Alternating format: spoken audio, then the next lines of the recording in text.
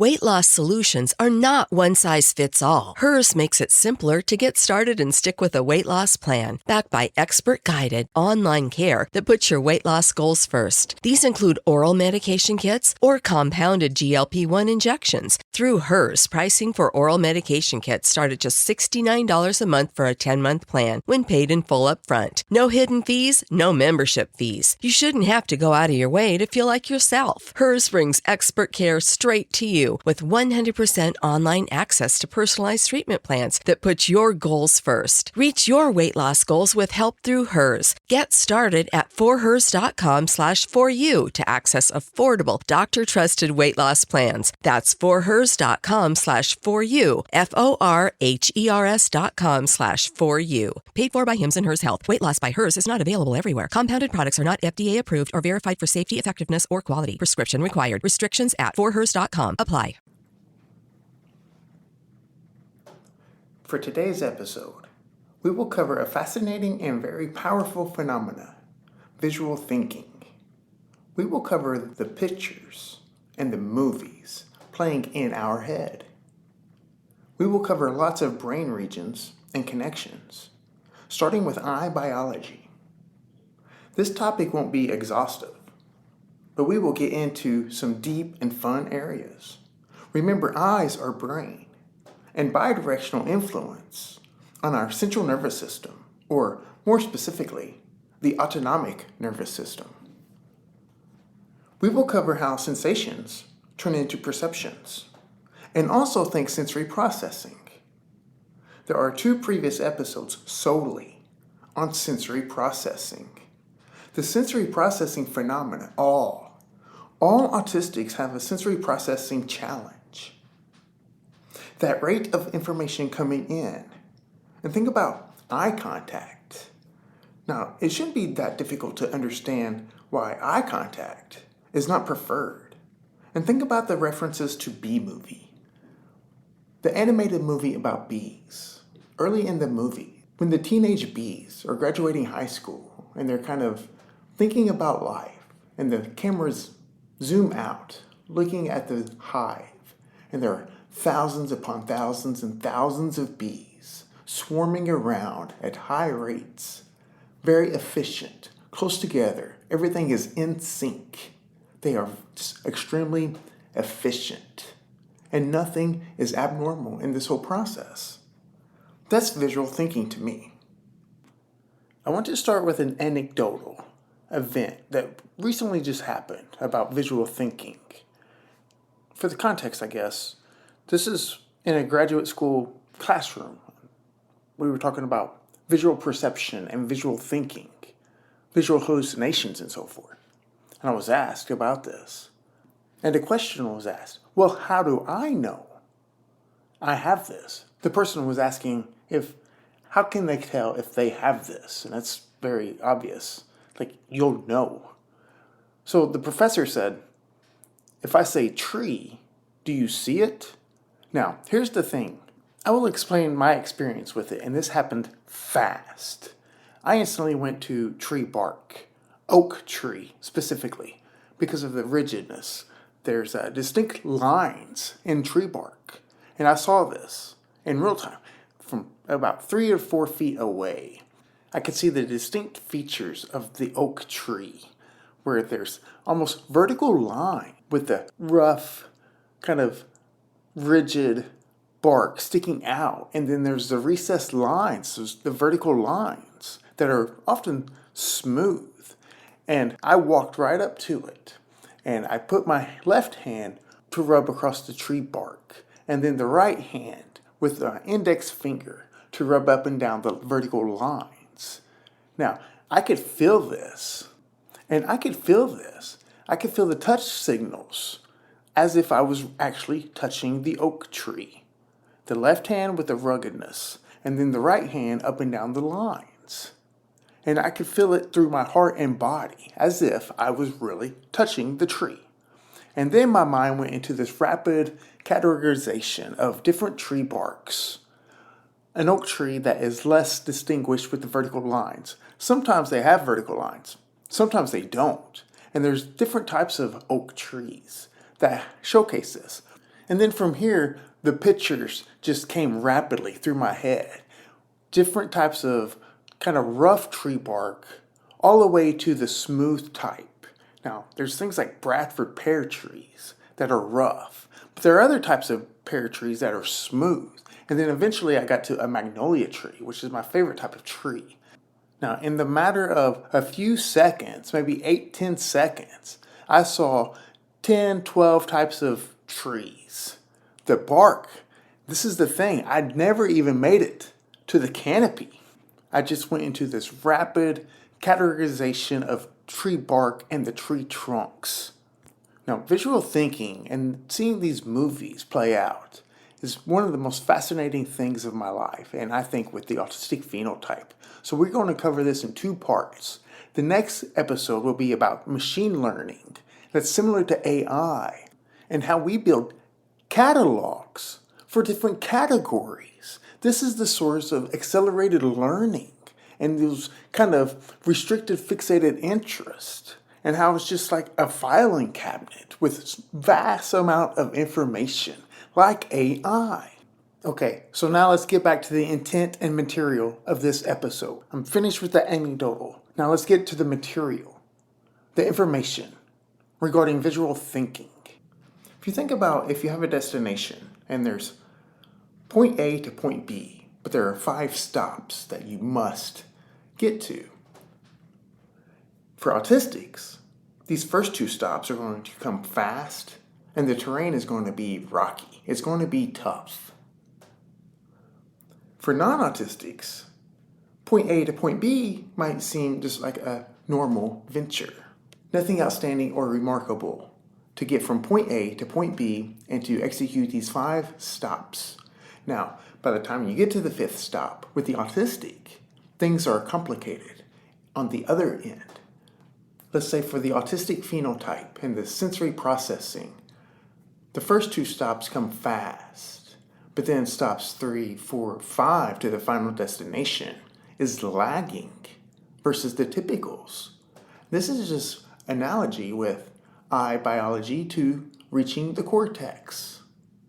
We have all of these stops in these brain regions, all of these relay stations and hubs inside the brain that are working together, orchestrating and facilitating adaptive responses, so to speak.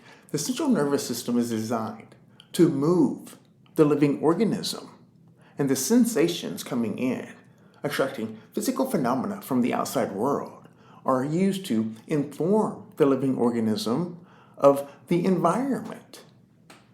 Think about the mesencephalon, the superior colliculus as well, and how this is just complicating everything with this relay, recruiting those distal connections throughout the brain, and especially the cortex and the prefrontal cortex. Those are distal connections.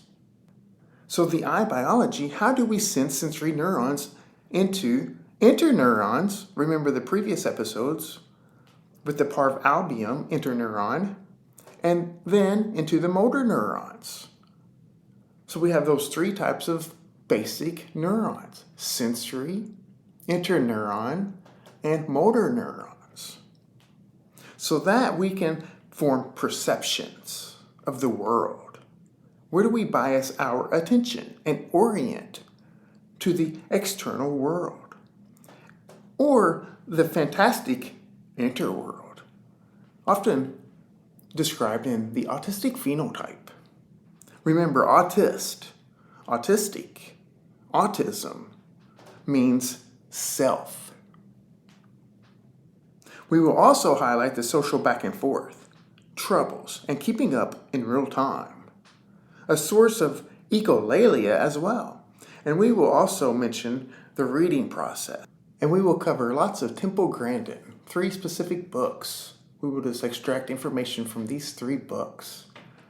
I'm always fascinated with thinking in pictures. For Grandin writes, I think in pictures. Words are like a second language to me.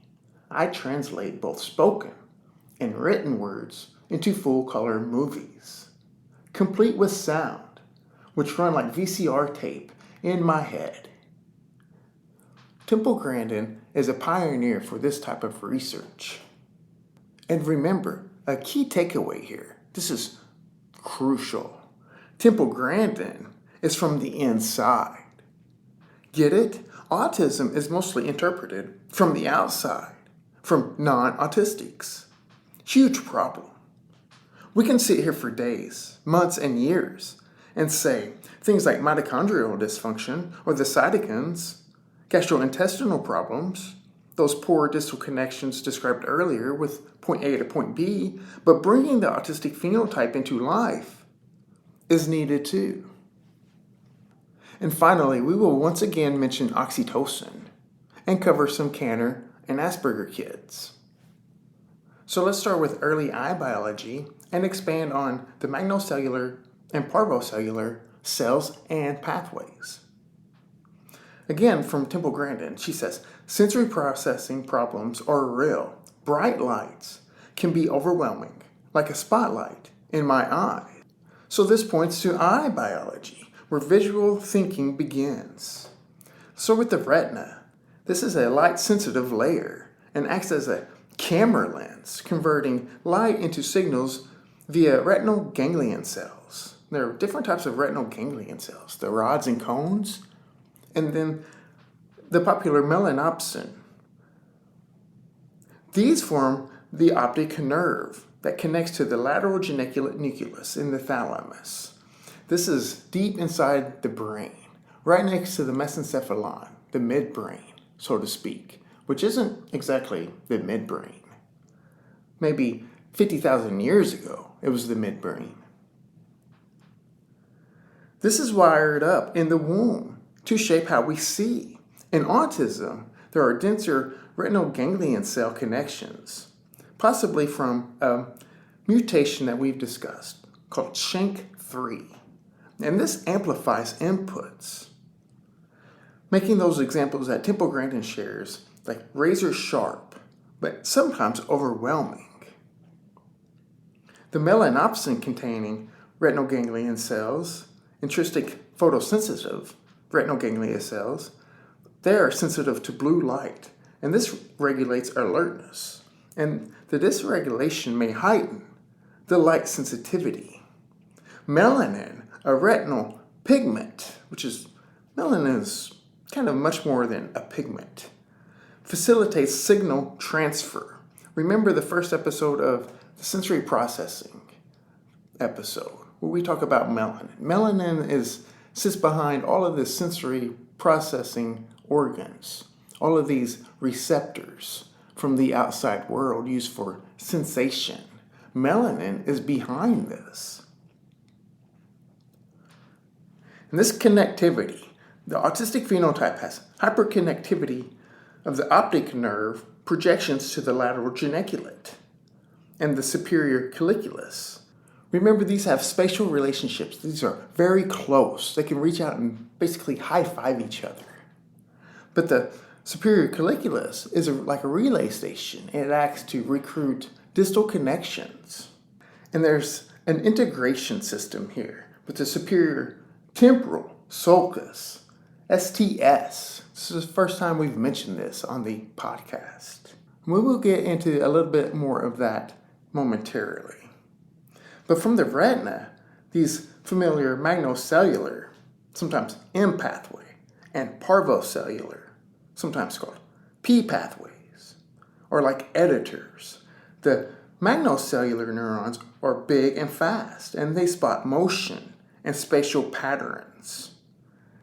The parvocellular neurons are small. They focus on details and color. The magnocellular is colorblind. However, the parvocellulars are picking out fine detail and colors. In autism, the M pathways are hypersensitive to boosting dynamic imagery, whereas the parvocellular acts to highlight the fine details in objects, visual inputs. The magnocellular neurons use more of a fast glutamate signaling, excitation, whereas the parvocellular neurons rely more on GABA, inhibition, so more of this EI stuff.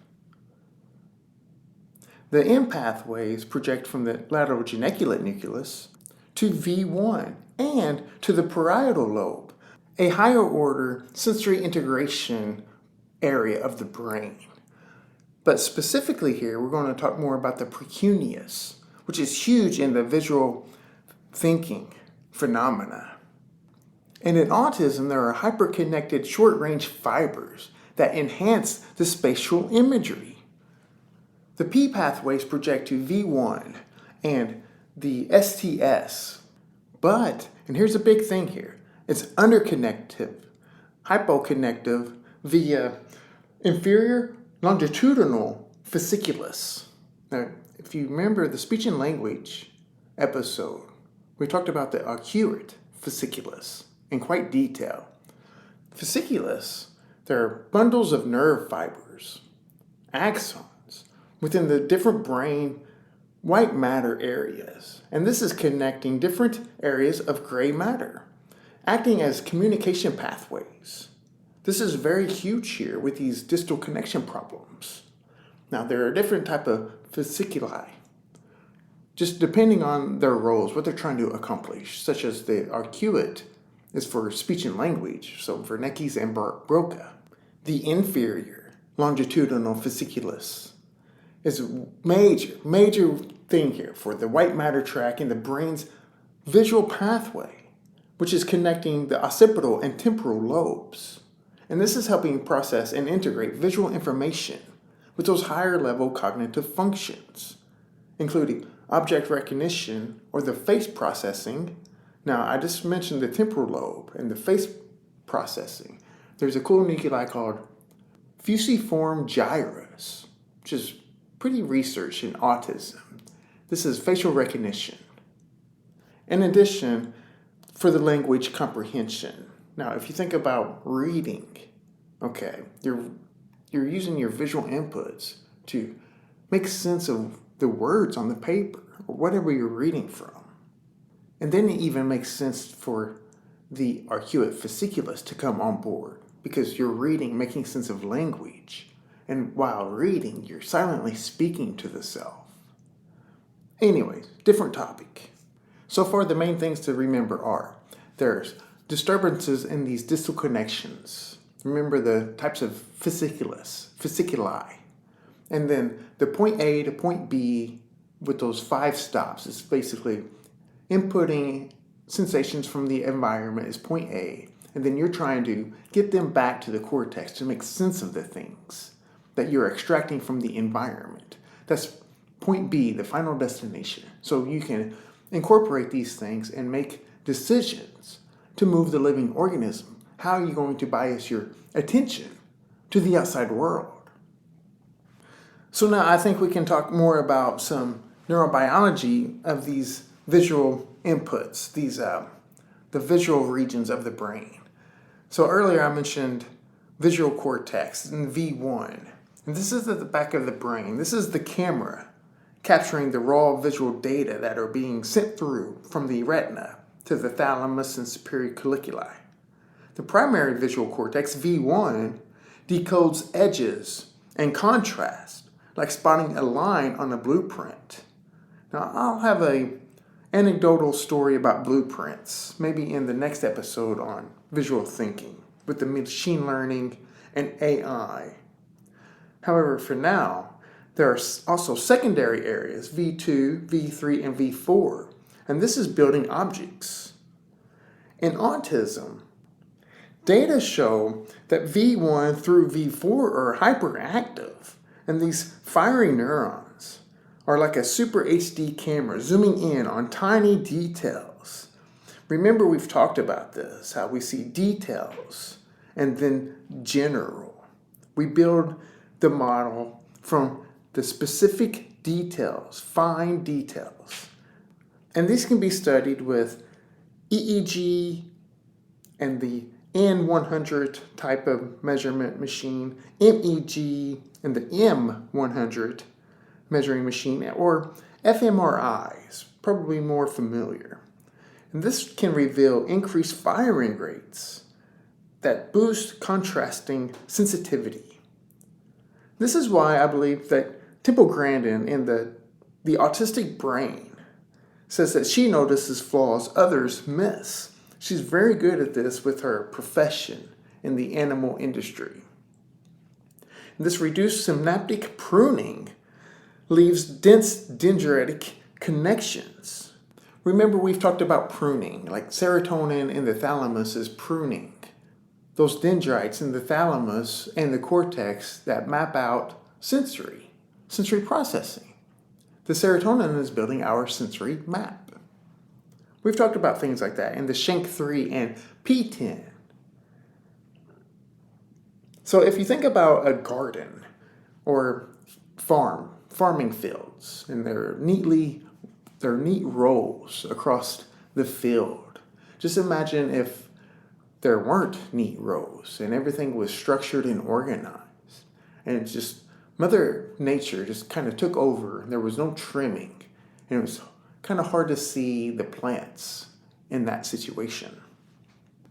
A region of interest here is from the previous episode with the Parvocellular interneuron inhibition. These are acting as like traffic controllers. They help organize stop and go. Remember, excitation is activating, so that's the go, and the inhibition is inactivating. So that's the stop, the no-go. And these Parvocellular interneurons, because their job is to stop, because there's a lack of stop, there's an amplification of excitability, sometimes causing sensory overload. Remember the pioneer study from Rubinstein, not sure, and Mike Merzenich from 2003. It's a very well-known study in autism on the EI imbalance. So the hyperconnectivity within the V1 through V4 and these short-range occipital fibers, this strengthens the detail processing, like a fast Wi-Fi network, if you will. But the weak long-range connections to the prefrontal cortex via a subtype of fasciculus called the inferior fronto-occipital fasciculus, IFOF. This limits abstract integration. Okay, this is a huge thing with the autistic phenotype. Abstract thinking. Also involved here is that parietal lobe, specifically the precuneus. Now, the second guest on the episode, Dr. Leanna Hernandez from UCLA, briefly mentioned the precuneus having abnormal connectivity with the precuneus. And we've later talked about that more specifically with the default mode network and with the visual thinking. This is in the upper back part of the cortex, the back third of your head, top of your head. The precuneus is essentially like a director in this visual thinking and these movie analogies. And it sequences the frames, if you will, into dynamic scenes. Now, if you've ever heard Temple Grandin be able to describe how she can just see the outline and the layout and the operation of these kind of animal machines, these cow pathways that she's designed. She's famous for these designs with the animals, specifically the cows. She can see this and build this and highlight all of the malfunctions and potentials of error, the bottlenecks and the problems that the cows might face while navigating that point A, entering these chutes to the final destination, the point B. She can see this and kind of modify these designs in her head with the visual thinking. And here, using the fMRI as well, this shows hyperactivity with the autistic phenotype during visual spatial task. And this really enables vivid simulations that take place in this visual thinking realm. However, the fMRI shows a hypoactivity in social task, like imagining someone's perspective. So reduced GABAergic inhibition. So remember the parvalbumin interneurons combined with an increased so-called mini-column density. These are tiny neural processors, and this amplifies imagery. So we have not discussed many columns so far. Not once, I don't think, in the whole podcast. So we're going to do that now. Many columns are vertical arrays of neurons in the cerebral cortex, and these are organized as functional units that processes information in a highly coordinated way. These are specialized columns, specialized regions, with primary roles of integrating sensory and providing cognitive and motor information. Each mini-column contains approximately 80 to 100 neurons, including excitatory pyramidal neurons and inhibitory interneurons, such as the parvalbumin.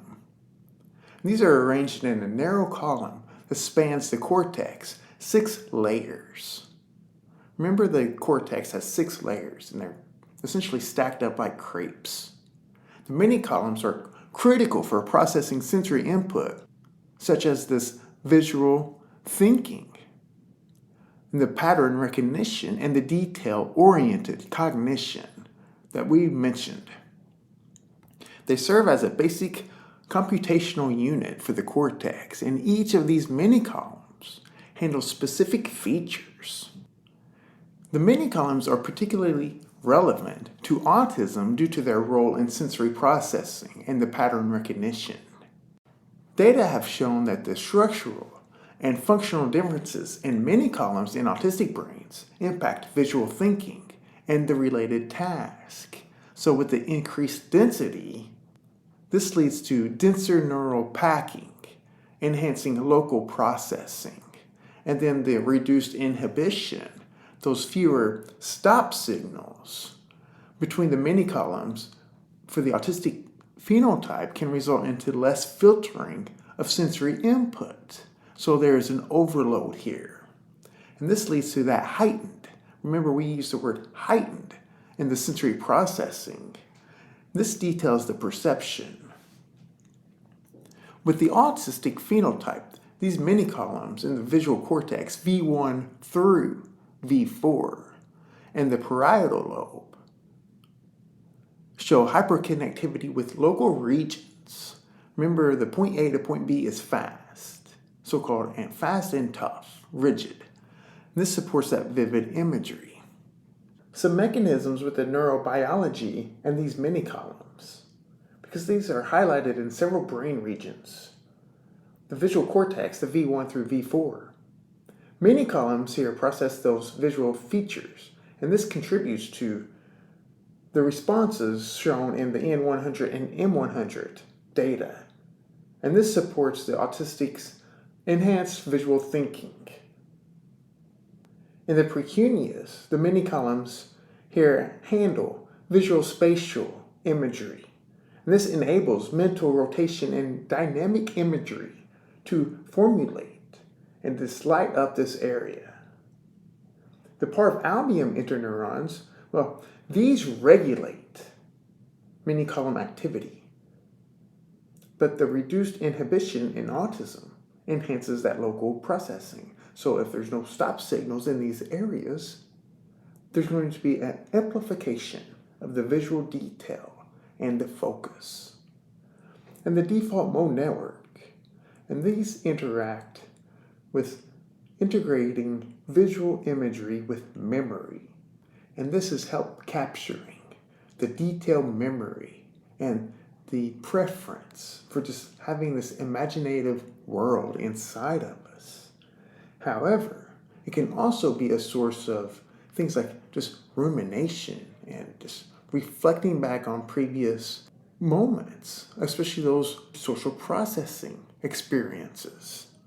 We can just replay this and just kind of destroy ourselves because of this analytic tendency that the autistic phenotype will have. Okay, so we were discussing different brain regions, and we were highlighting the precuneus here. Let's move on to the prefrontal cortex. This is at the front. And this is kind of like a flexible rule-setting machine that we have. And in autism, with the visual thinking, the dorsolateral prefrontal cortex is a region of interest. And this is trying to visualize goals. In autism, there's a reduced top-down control. And this kind of so-called abnormal abstract thinking. These are categorized by the images, not abstract ideas. fMRI shows that the dorsolateral hypoactivation in abstract task. And there's an atypical myelination in the superior longitudinal fasciculus that disrupts this efficiency. This is like a delivery station. You want these to hit on fast and efficient temporal components here. So of course it's not surprising that this is limiting the top-down control and the adaptive responses. The superior temporal sulcus, mentioned earlier, this is along the brain's sides, and the STS is the sound mixer, if you will, for these visual thinking and movies. And this is blending visuals with sounds and touch. In autism, there's a reduced activation that limits this, making imagery sometimes silent. Desynchronized multisensory neuron firing. That's due to the low parvalveum function, and this disrupts integration. The reduced arcuate fasciculus and inferior longitudinal fasciculus connectivity impairs multisensory processing, like reading or reading out loud. Transposing this raw data coming in, either visually or reading, whatever sensation it is. This is kind of a delayed process because we have to shift everything. We have to create everything into these images. And sometimes they can even come alive. These movies that we see, real life movies going on in the inside. Now, in the autistic brain, another one of Grandin's books, she writes, the autistic brain is different, but it's not broken. It's just wired for strengths, like visual thinking. Previously, we spent a lot of time on how kind of society doesn't really mesh with the autistic phenotype here. We're very much in contrast with the generalization of social norms and central education and employment and so forth. However, I really want to highlight the Canner kids and Asperger kids. These are always salient and crucial topics to discuss for autism. In 1943, Canner described children with social isolation, the language delays, repetitive behaviors, and visual memory strengths, like memorizing patterns. If you remember what we talked about with the hyperactivity in the visual cortex and precuneus, with the enhanced Magnocellular Pathways, and the enabling of the vivid imagery, this is very much in line here. Now, there's no way to understand the brain functions or imaging the brains of the Canner kids or the Asperger kids, but the behaviors that they highlighted very much is in line with visual thinking processes. The Canner kids, it was really fascinating that it would always appear that they weren't paying attention, but if you'd ask them about the environment, they could pick up and tell you essentially everything happening. That fast visual processing just allows us to detect things in the environment much faster than others. Canner kids are like photographers. They're just capturing every moment, every detail. But the trade-off is there's no interaction. Maybe because people are just not on the same page. If you don't experience the same thing, how are you going to share that? How are you going to share those common interests? If you think about criteria A and the DSM, social interaction and communication criteria, there's that implications with the back and forth.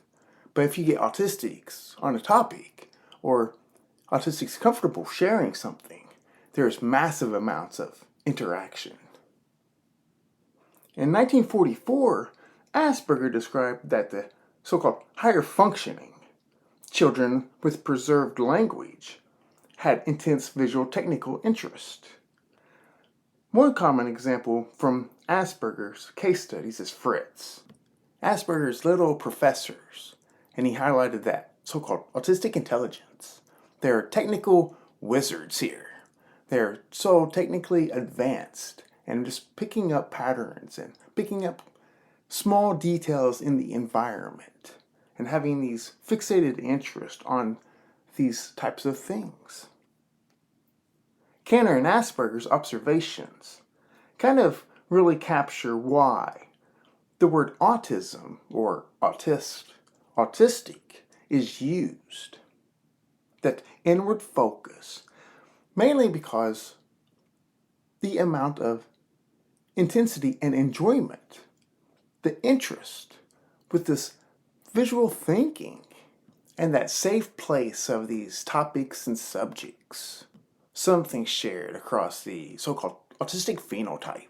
This is the core, that B3, with the restricted fixated interest, that are abnormal in intensity or focus. Now, something we haven't discussed yet, and it's very powerful, is the default mode network here. How this is playing and kind of helping the visual thinking because of that inward focus. And this is what the default mode network is kind of suggesting. The precuneus here, that hyperactivity for the autistic phenotype, is like the theater. It's the big screen. This is where everything is kind of being played out. And if you know about the default mode network, the hippocampus is heavily involved in associative learning and this high intensity of memory. All of this is involved here. And we'll get into that more in the second episode of the visual thinking. However, the default mode network manages the self-referential thought. But this reduced connectivity, such as the cingulum, and the hyperconnectivity of the visual parietal tracts, superior parietal and the occipital tracts, this boosts those imageries. Remember, just piece everything together that we've covered with the many columns and that heightened activity with the point A, point B being really fast. In contrast, the reduced STS connectivity, such as the arcuate fasciculus and the inferior longitudinal fasciculus, kind of limits the multisensory integration. However, this isn't necessarily the case the entire time, or for every autistic, because this visual thinking, this live, realistic internal world, is often mixing those sensories together at times. It's very fascinating on how it's just like a light switch. Remember the supplementing relationships. I can have full-on conversations about anything in this imaginative world. In the autistic brain, Grandin additionally writes, "My visual thinking is a strength, but social situations are harder." This highlighted default mode network kind of acts as a hub or a station that we can have all of this machine learning happening. And we'll talk about that in the next episode. We can build catalogs for categories in this intense learning, this accelerated learning that the autistic phenotypes have from way back to the Kanner and Asperger kids to current. This is why people need to understand this visual thinking and this learning process so that the autistic phenotype, the autistic person, can do something that they love and can do and want to do. Why is that so difficult? I have something exciting. I want to introduce a product unlike any other product available.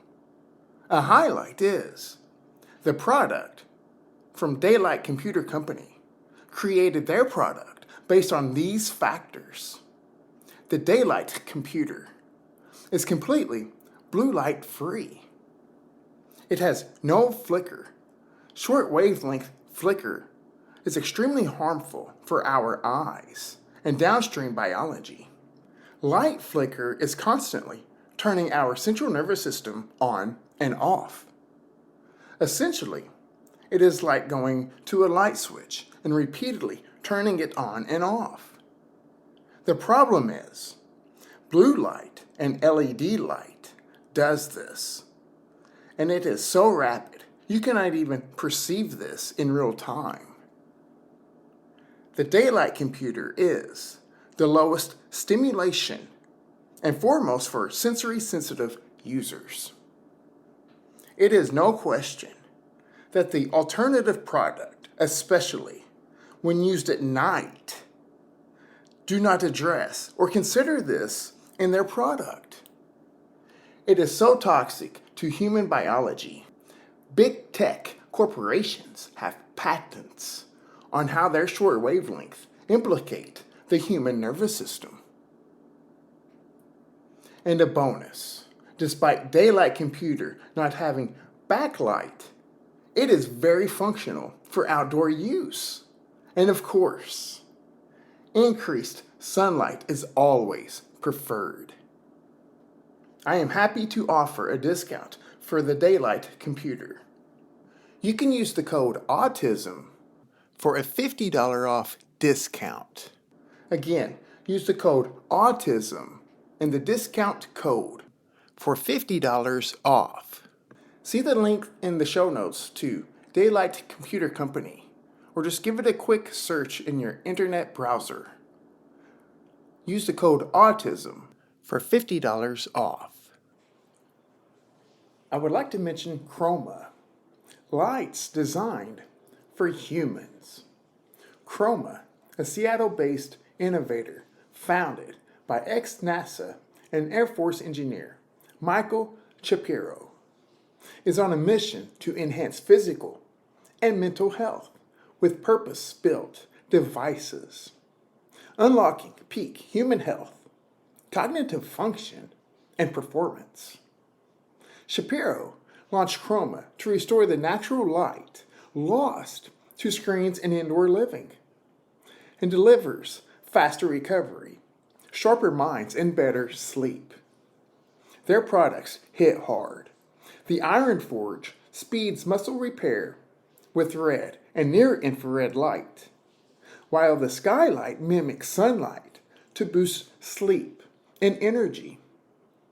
A standout, the Forge lamp, is a portable gem that fires 660 nanometer and 850 nanometer light to energize mitochondria and heal tissues on the go.